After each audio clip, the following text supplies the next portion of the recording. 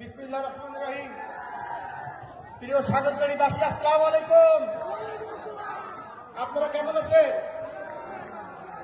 আমি আপনাদের সন্তান, আমি এই সাগরতলী চিংড়ি বাজারের সন্তান, আপনাদের সন্তান, আপনাদের ছোট ভাই, আপনাদের ভাই, আপনাদের ভাস্তা, আমি কাজী রহমতুল ইসলাম শ্রাবণ।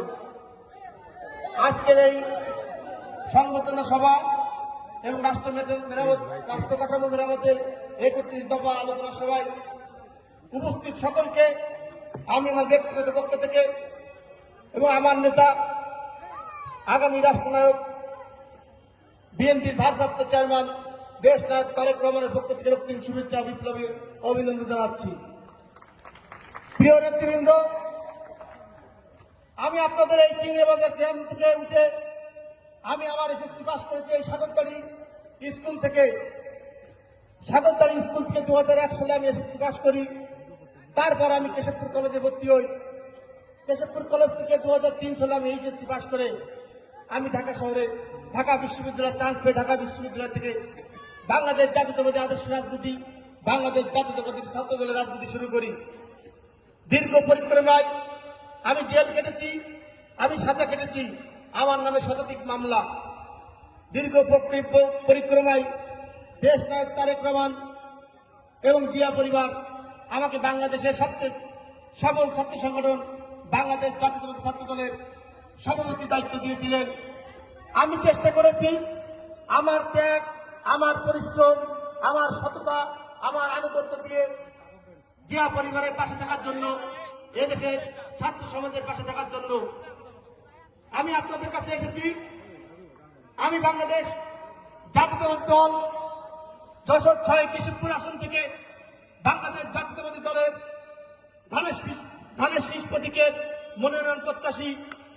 আপনারা দুহাত তুলে সবাই যদি দুহাত উঁচু করে দেখান, আমি বিশ্বাস করি সাগরতলীবাসীর আজকের এই স্বতঃস্ফূর্ত অংশগ্রহণ আমার নেতা দেশ নায়ক তারেক রহমান দেখবেন এবং আমাকে আগামীতে এই সাগরতলী মাটি মানুষের নেতা হিসেবে আপনাদের পাশে দাঁড়ানোর সুযোগ দিবেন, আপনাদের সেবা করার সুযোগ দিবেন। আমি কাজী রহমতুল ইসলাম শ্রাবণ আপনাদেরকে কথা দিচ্ছি, আপনারা আমার পাশে যেমন আছেন, আমি আপনাদের কথা দিচ্ছি আগামীতে সকল সুখে দুঃখে যে কোনো বিপদে আমি আপনাদের পাশে থাকবো ইনশাআল্লাহ। প্রিয় নেতৃবৃন্দ, আমাদের দলের মধ্যে অনেক গ্রুপিং থাকবে, প্রতিষ্ঠিত থাকবে, তাই বলে আপনারা কেউ বিপদগামী হবেন না। কেউ যদি আপনাকে কাটা দেয়, আপনারা তাকে ফুল দিয়ে সাদরে গ্রহণ করবেন। কেউ যদি আপনাকে অপমান করে, আপনারা তাকে ভালোবাসা দিয়ে তার হৃদয় জয় করবেন। আমি এই কেশবপুর এসেছি কেশবপুরবাসীকে ভালোবাসা দিয়ে, আমার সততা দিয়ে, আমার কমিটমেন্ট দিয়ে তাদের মন জয় করার জন্য। ইনশাআল্লাহ আপনারা আপনাদের অবস্থান থেকে যদি আমাকে সহযোগিতা করেন, আমি এই কেশবপুর যশোর 6 এই আসনটি ধানের শীষ প্রতীকে জিয়া পরিবার, মা মাটি মানুষের নেত্রী দেশনেত্রী বেগম খালেদা জিয়া এবং আগামী রাষ্ট্রনায়ক দেশ নায়ক তারেক রহমানকে উপহার দিতে চাই। আপনারা যদি আমার এই কথায় যদি এক থাকেন, সকলে করতালির মাধ্যমে আমার নেতাকে জানিয়ে দেন। প্রিয় নেতৃবৃন্দ, দীর্ঘ রাজনৈতিক জীবন পরিক্রমায় আমি প্রায় 16 বছরের অধিক সময় এই কেশবপুর আসতে পারিনি। আমি 2018 সালে জাতীয় নির্বাচনে ধানের শীষে ভোট চাওয়ার জন্য একদিন এসেছিলাম। শুধুমাত্র 2টা ঘন্টা আমি কেশবপুর থাকতে পেরেছিলাম। তারপরে আমার যশোরের থেকে এএসপি ফোন দেয় যে ভাই, আপনার নামে তো হলিয়া আছে, আপনি আর কেশবপুর থাকেন না। পরবর্তীতে আমি কেশবপুরে যাই এবং আমাদের অনিন্দ ইসলাম আমিকে নির্বাচনী বছরে অংশগ্রহণ করে আমি চলে যাই।